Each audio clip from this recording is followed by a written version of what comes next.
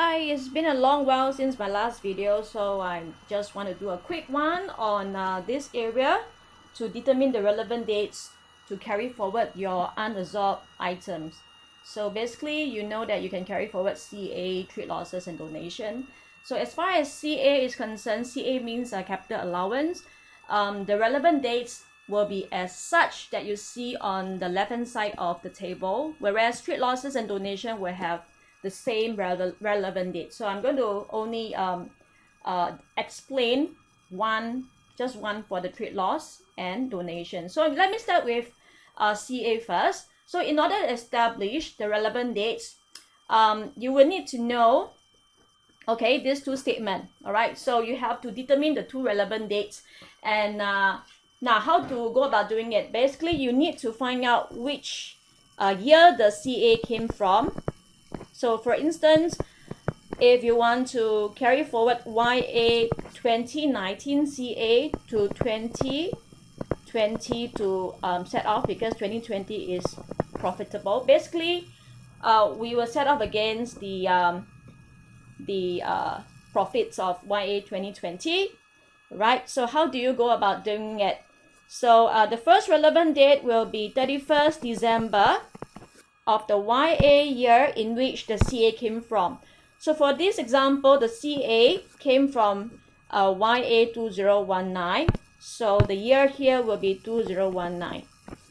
Okay, so we basically look at the YA year, right? Now the second relevant date will be 1st of January of the YA year in which you want to use the CA.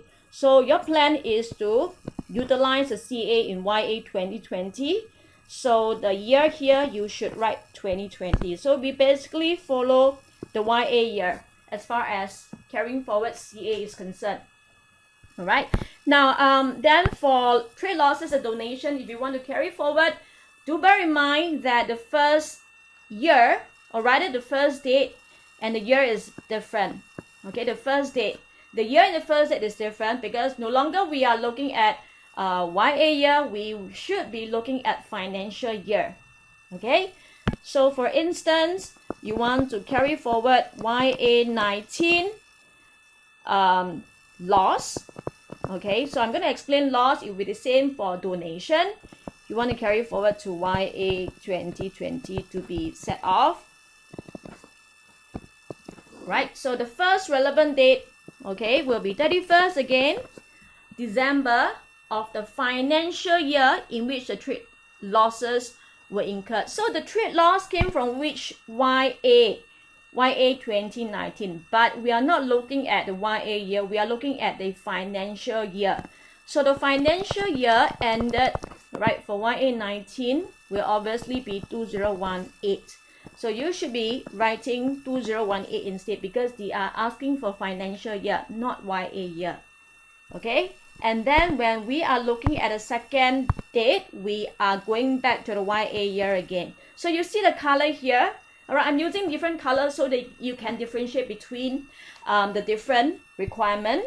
All right, when you determine the relevant dates, okay, for carry forward purpose. So the second relevant date to carry forward the trade loss or donation will be 1st of January. Right, of the YA year in which you want to use the trade loss. So you want to use the trade loss in 2020, YA 2020.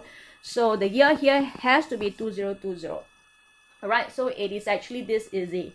Now, if you understand how this works, it will be quite similar for carry back, okay, except that the dates are reversed. Now, the reason why the dates are reversed is because carry forward and carry back are actually the opposite.